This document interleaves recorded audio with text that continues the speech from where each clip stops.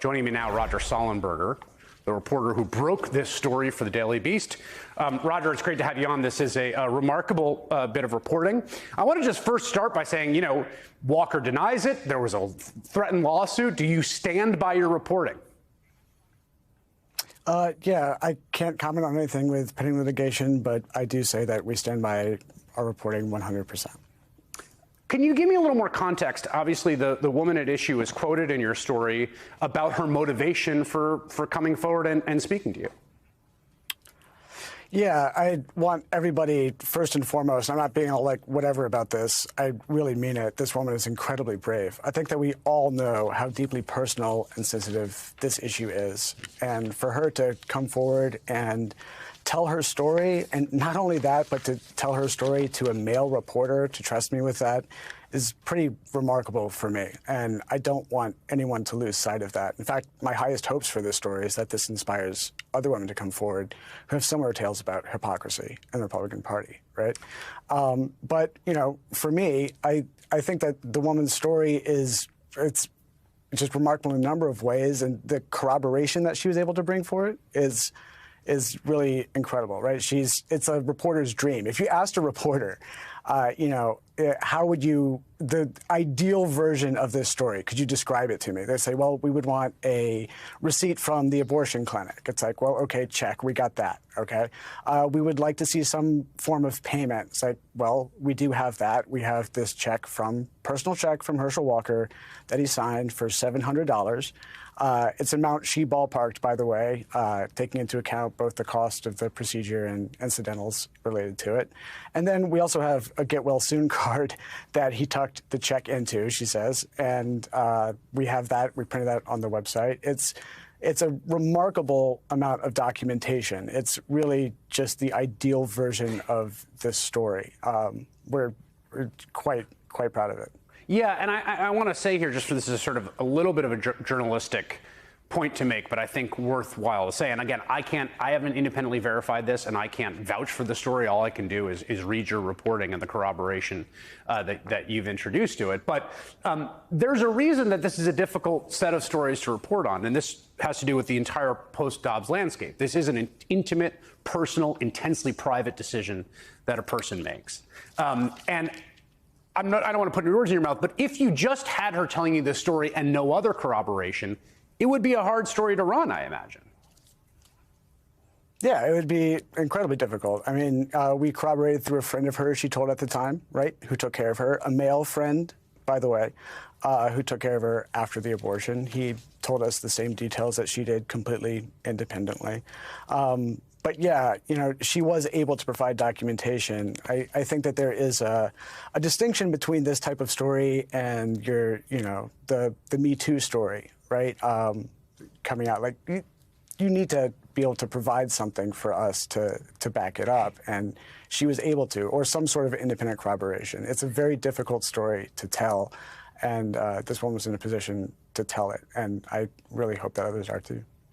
Yeah, one of the things you're quoted in the piece, and I just want to read this. And again, this is the stated view of Herschel Walker about the decision to terminate a pregnancy. To say it is okay for a woman to kill her baby when God said, "Thou shalt not kill," and I said, you know, I can't square it. Walker said at Conservative Christian Values Roundtable this August. I can't get around that. I can imagine how that must have sounded in the ears of the woman who says that she had an abortion at his urging.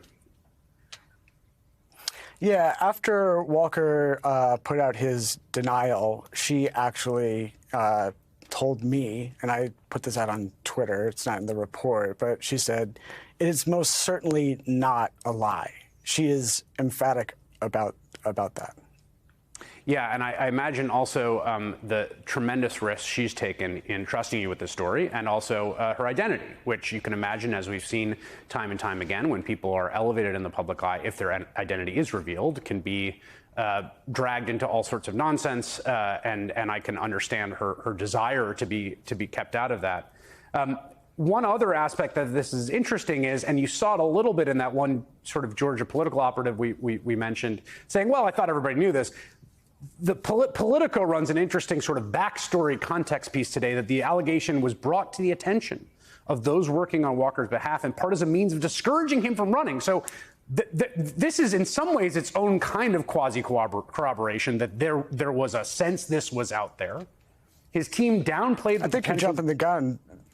Go ahead. Yeah, I just, sorry, I didn't mean to interrupt you, Chris. Sorry, man. I just think you might be jumping the gun to say that this is a corroboration of my story. I have no reason to believe that these allegations are the same allegation.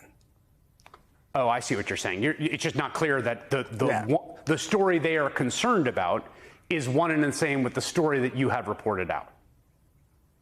It's highly possible that it is a different allegation.